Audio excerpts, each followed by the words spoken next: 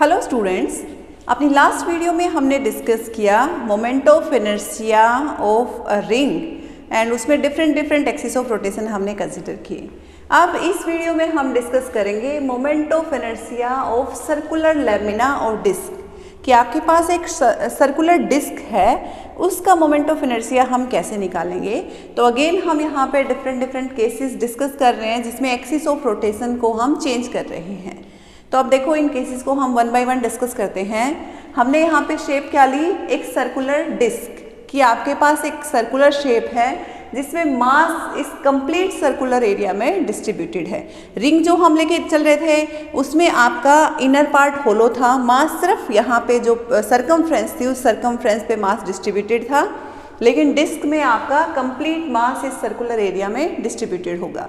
तो इस टाइप के जो सर्कुलर डिस्क होगी उसका मोमेंट ऑफ इनर्शिया हम डिफरेंट एक्सिस ऑफ रोटेशन के अबाउट कैसे निकालेंगे। सबसे पहले हमने क्या किया, इस डिस्क को लिया और इस डिस्क का हमने मास कंसिडर कर लिया capital M and radius capital R। First case हम लेके चल रहे हैं moment of inertia of this disc about an axis passing through its center of mass and perpendicular to its plane।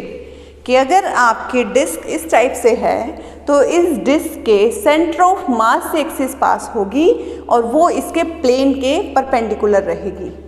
तो डिस्क के सेंटर ऑफ मास से पास हो and इसके प्लेन के परपेंडिकुलर हो तो इस पर्टिकुलर एक्सिस को हमने यहाँ पे कंसिडर कर लिया और इस एक्सिस को हमने नाम दे दिया जेड प्राइम। तो इस जेड प्राइम एक्सिस को अगर हम एक्सिस ऑफ रोटेशन लें देन मोमेंट ऑफ इनर्शिया इस डिस्क का क्या होगा।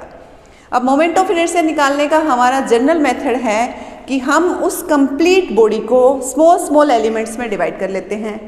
यहाँ पे कंडीशन क्या होती है कि वो एलिमेंट हैं वो सारे एक दूसरे के सिमेट्रिक होने चाहिए। अब एक डिस्क है तो यहाँ पे इस डिस्क के हम एलिमेंट्स मान लेते हैं स्मॉल रिंग्स, और जो रिंग्स हम लेके चल रहे हैं उन रिंग्स की हमने विड्थ मान ली dx। उनका यहाँ पे रेडियस इस एक्सिस ऑफ रोटेशन से हो गई x। तो कंप्लीट जो डिस्क थी उसको स्मॉल रिंग्स में डिवाइड कर दिया एंड इन स्मॉल रिंग्स को हम एलिमेंट्स की फॉर्म में कंसिडर करेंगे। अब हम एक एलिमेंट का मोमेंट ऑफ इनर्शिया निकाल लेंगे तो उसकी हेल्प से हम कंप्लीट डिस्क का मोमेंट ऑफ इनर्शिया निकाल सकते हैं। अब एलिमेंट का मोमेंट ऑफ इनर्शिया निकालने के लिए हमें चाहिए एलिमेंट का मास, और यहाँ पे हमने जो एक रिंग कंसीडर की है जिसकी कि dx थिकनेस होगी और x इसकी रेडियस है, इस सेंटर ऑफ मास से इस रिंग का मास अगर हमें चाहिए तो उस मास के लिए हम यूज़ करेंगे सरफेस डेंसिटी का फॉर्मूला। तो हमने क्या किया सबसे पहले इस डिस्क का सरफेस एरिया निकाला। डिस्क का जो सरफेस एरिया है वो हमारे पास आएगा पाई आर स्क्वायर, क्योंकि कैपिटल R इस डिस्क की रेडियस है। अब हम निकाल देते हैं mass per unit area of disk. Disk का मास है कैपिटल M, एरिया है पाई आर स्क्वायर, सो मास पर यूनिट एरिया हमारे पास हो गया M upon pi r square. This is surface density. अब इस सरफेस डेंसिटी से हम किसी एलिमेंट का मास बता सकते हैं अगर हमारे पास उस एलिमेंट का सरफेस एरिया हो तो हमने क्या किया, इस एलिमेंट का जो कि हम एक रिंग की फॉर्म में कंसिडर कर रहे हैं, इस एलिमेंट का हमने निकाला सरफेस एरिया। अब इस एलिमेंट का सरफेस एरिया कितना हो जाएगा, यहाँ पे इसका सरकमफ्रेंस कंप्लीट हमारे पास हो रही है 2 पाई इंटू एक्स, रेडियस है तो 2 पाई एक्स एंड थिकनेस इसकी है dx। सो सरफेस एरिया आपका इस रिंग एलिमेंट का हो गया 2 पाई एक्स इंटू dx। इसका सरफेस एरिया आ गया तो इस एलिमेंट का हम मास निकाल सकते हैं इस सरफेस डेंसिटी को यूज़ करके। सो मास हमारा इस रिंग एलिमेंट का हो जाएगा m upon pi r square into 2 pi x dx, जो कि हमारे पास आ गया 2m by r square x into dx। This is mass of this circular ring. अब हमें निकालना है इस सर्कुलर रिंग का moment of inertia about this axis z prime. अभी भी कोई रिंग है हमारे पास जिसकी कि हमें रेडियस पता है। रेडियस का मतलब क्या हुआ, उस रिंग का डिस्टेंस इस एक्सिस ऑफ रोटेशन से, और उस रिंग का हमारे पास मास है। देन हम रिंग का मोमेंट ऑफ इनर्शिया डायरेक्ट हमारे पास फॉर्मूला आया था mr स्क्वायर, तो उस फॉर्मूले को यूज़ करके हम रिंग का मोमेंट ऑफ इनर्शिया निकाल सकते हैं। और और रिंग का मोमेंट ऑफ इनर्शिया हम अपने प्रीवियस वीडियो में डिस्कस कर चुके हैं, तो यहाँ पे हम उस फॉर्मूले को डायरेक्ट यूज़ करेंगे। इस केस में रिंग का मोमेंट ऑफ इनर्शिया क्या हो जाएगा, mass of the ring multiply with square of distance between the ring and this axis of rotation, जो कि हमारे पास ये है x। सो रिंग का मोमेंट ऑफ इनर्शिया हमारे पास हो गया about this axis z, z prime is इस रिंग का मास और उसको हमने मल्टीप्लाई कर दिया x स्क्वायर से, जो कि हमारे पास टोटल यहाँ पे आया 2m/r² x³ dx। So this is moment of inertia of one element about this axis z, z prime. Now we need to find the moment of inertia of whole disc, and वो निकालने के लिए हम use करेंगे इस ring का moment of inertia. अगर हम इस रिंग के मोमेंट ऑफ इनर्शिया को इंटीग्रेट कर दें with in limit 0 to r, तो हम क्या कर रहे हैं एक्चुअल में, हम इस डिस्क को रिंग्स की फॉर्म में डिवाइड कर रहे हैं, या फिर हम कहें इस रिंग को हम शिफ्ट कर रहे हैं। 0 का मतलब सेंटर से, r का मतलब इस डिस्क के सरकमफ्रेंस पे। तो हमने यहाँ से सेंटर से लेके सरकमफ्रेंस तक की सारे रिंग्स को कंसीडर कर लिया और उन सब के मोमेंट ऑफ इनर्शिया को एड अप कर दिया। यही मतलब होगा ना यहाँ पे इसके इंटीग्रेशन का with in limit 0 to r, कि जब ये रिंग आपकी सेंटर पे होगी तो लिमिट 0 होगी, और ये रिंग आपके जब इस सरकमफ्रेंस पे होगी तो लिमिट इंटीग्रेशन की हो जाएगी कैपिटल R। सो इस रिंग के मोमेंट ऑफ इनर्शिया को हमने इंटीग्रेट कर दिया with in limit 0 to r, then we will get moment of inertia of this whole disk about this axis z, z prime। इसको सोल्व करने के बाद हमारे पास आ गई value I z, z prime equals to half m r square।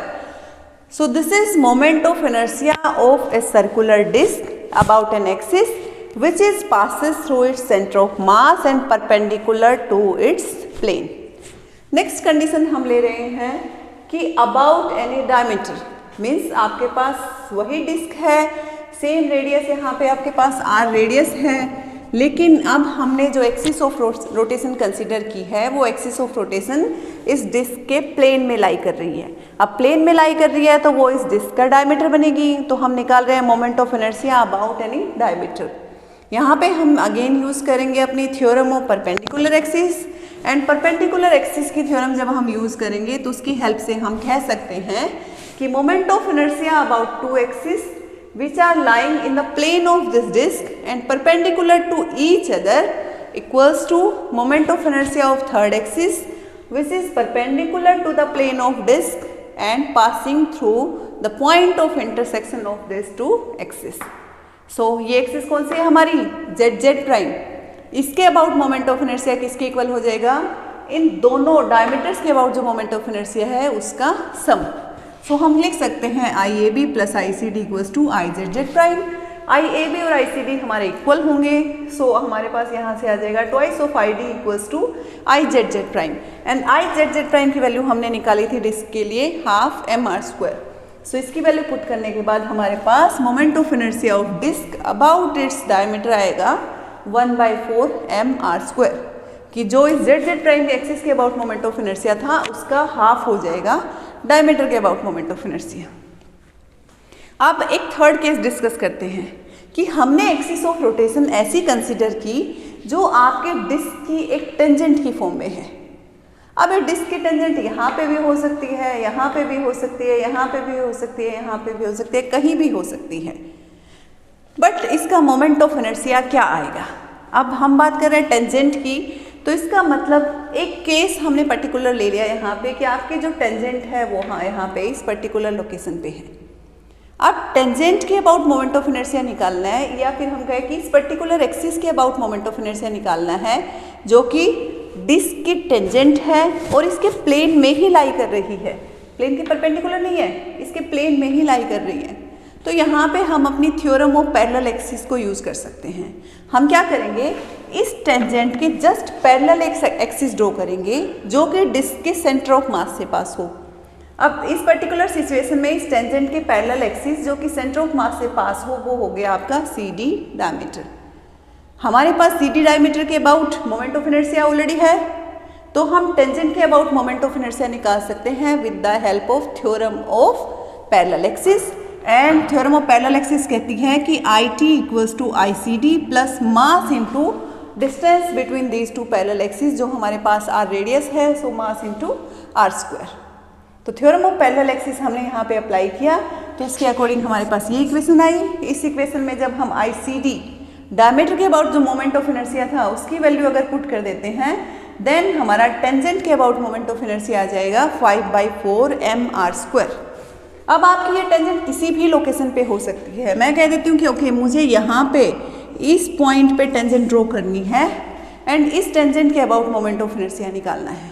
तो उस case में जस्ट मुझे क्या करना है, डायमीटर मैं इस टेंजेंट के पैरेलल ही ड्रॉ करूँगी, ठीक है। हर केस में यहाँ से यहाँ तक का जो डिस्टेंस होगा टेंजेंट और इस डायमीटर, जो कि हम कह रहे हैं दो पैरेलल एक्सिस, इनके बीच का जो डिस्टेंस होगा वो r ही रहेगा, और डायमीटर के अबाउट जो मोमेंट ऑफ इनर्शिया है वो हर केस में 1/4 mr² ही रहेगा। तो इसका मतलब टेंजेंट के about moment of inertia 5/4 mr² ही रहेगा, चाहे आपकी टेंजेंट इस पॉइंट पे हो, चाहे इस पॉइंट पे हो, चाहे यहाँ पे टेंजेंट ड्रॉ करो, यहाँ पे ड्रॉ करो, यहाँ पे, यहाँ पे, यहाँ पे, आप इस डिस्क के किसी भी पॉइंट पे टेंजेंट ड्रॉ कर लो, मोमेंट ऑफ इनर्शिया आपको मिलेगा 5/4 mr²। एंड डिस्क का कोई भी डायमीटर कंसीडर कर लो, उस केस में मोमेंट ऑफ इनर्शिया आपका रहेगा 1/4 mr²। और डिस्क के परपेंडिकुलर अगर एक्सिस है आपकी जो सेंटर ऑफ मास से पास हो रही है, तो उसके अबाउट मोमेंट ऑफ इनर्शिया हो गया 1/2 mr²। सो आई थिंक आपको क्लियर हुआ होगा कि डिस्क में मोमेंट ऑफ इनर्शिया हम कैसे निकाल सकते हैं about different axis of rotation. Thank you.